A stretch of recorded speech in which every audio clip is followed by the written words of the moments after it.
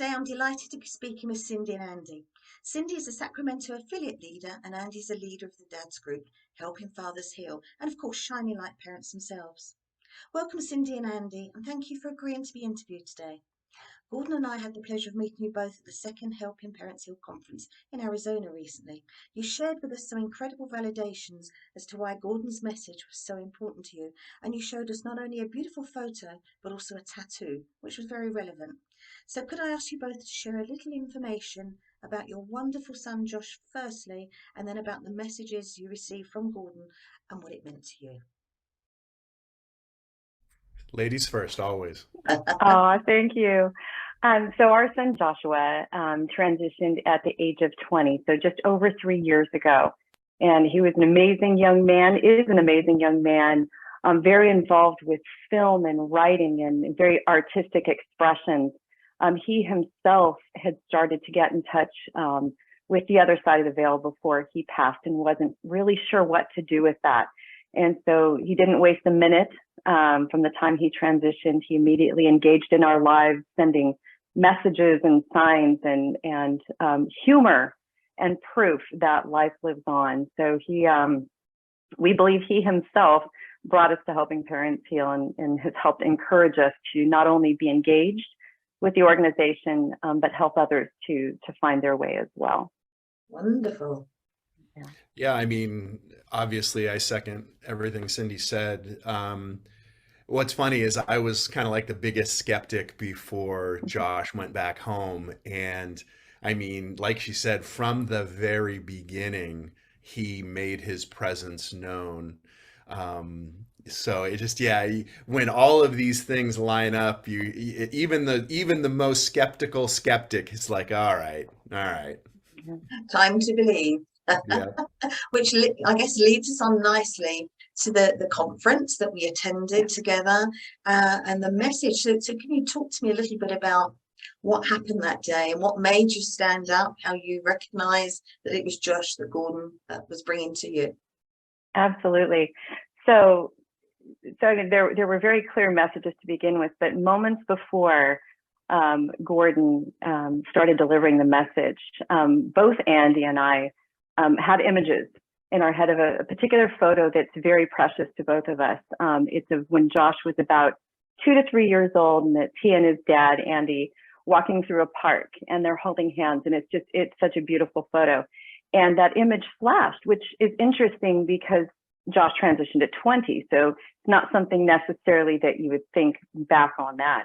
And the moment that happened, Gordon started speaking of a similar episode of holding somebody's hand, a little boy's hand. And when he said the Beatles along with that, so even though he was 20 and Beatles were long before his time in their prime, he was probably the biggest supporter of the Beatles on the face of this planet, and encouraged all of his friends to get into the Beatles. And so when that was brought up, that was validation. And most importantly, I know a lot of bereaved parents look for signs that are something that are so specific to maybe something tangible, something that they can see, that they can find evidentially. The message that Gordon delivered that day was something that was beyond valuable. Shortly after Josh transitioned, both Andy and I and others, we all had the sense that we knew it was coming. And I would even go as far as saying we knew months, maybe even years in advance. And Josh himself began to see signs and had fears that something was going to happen.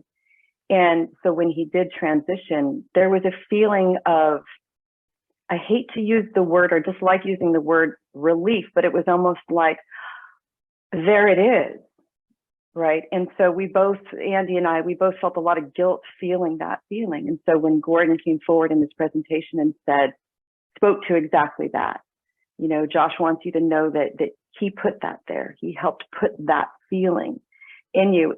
Everything just clicked. And to us, it was one of the most valuable messages we could have ever received because it was so healing. So I'm sorry, Andy, I'm taking all the the No, time I mean here. you're saying absolutely everything that I felt as well. What I thought was significant for me among everything that Gordon shared, I had just shared that picture on a private social media account of mine, and I had just posted it maybe, I don't know, maybe a couple days prior. And the topic of the post was reclaiming sacred spaces, meaning we live in such, as bereaved parents, in such pain that going back to those places where there's sweet memories, and that park is a specific place in Coeur d'Alene, Idaho. And I went there and I stood in the exact spot that picture was taken in.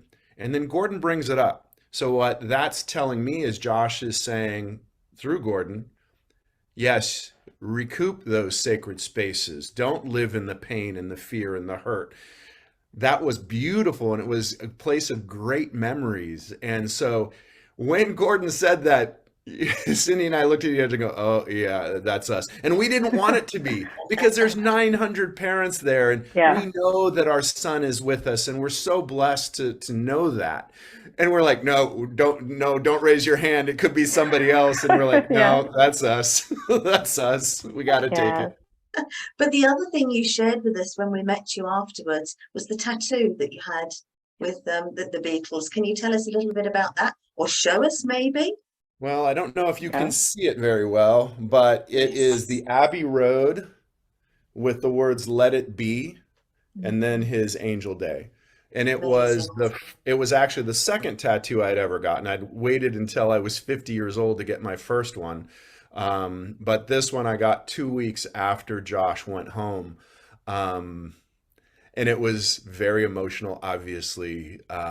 But when I found out kind of the story of the song "Let It Be," it made it even that much more Yeah. special for our entire family. And Cindy Mhm. actually has a memorial plaque created, actually a couple, that phrase "Let It Be" is part of the memorial. So that's just a special phrase in our family now. Yeah. So you would say after the conference you went home with absolute knowledge, even from somebody that didn't Yeah. believe before, Andy. You're Yeah. now convinced, you would say, totally? Without a doubt, it's been completely world changing for me. I Mhm. was brought up in a very specific mindset that these kinds of things didn't exist. Um, and I have learned through experience, not just one time, but I don't even know, maybe 15 times, separate individuals, separate messages, all very specific things that no one else could have Googled or known or anything like that. So Yeah. the long answer to the question is yes, without a doubt. I know it to be true. I don't believe it. Belief is not a word I use when it comes to this. It's a knowing. Yeah. Exactly. Exactly. I don't Fantastic. understand it at all. I would love to, but I'll worry about understanding when I go home too. Wonderful. So obviously you're both doing a lot for helping parents heal, but Yeah. what would you say to other parents? What would you say it's done for you? And what would you say to encourage others that have experienced the loss of a child to come find you? How can you help them?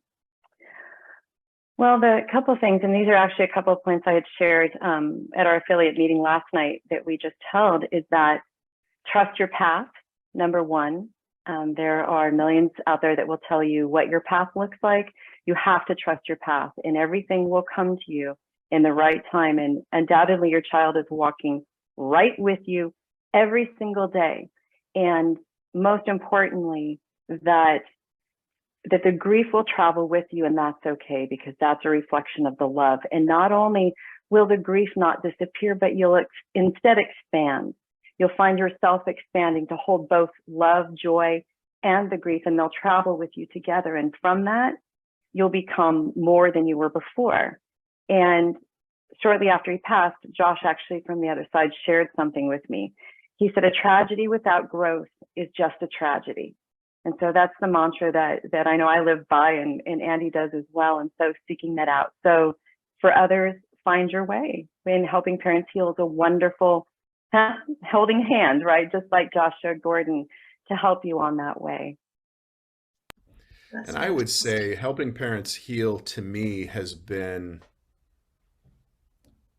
I don't even know the right word, because for men, grief can be very isolating. And I can't speak to every person, Yeah. everyone going through grief, but the dads in our group, that is a common, phrase, we're the protectors, we're the strength, we're supposed to hold the family together, we're supposed to be strong.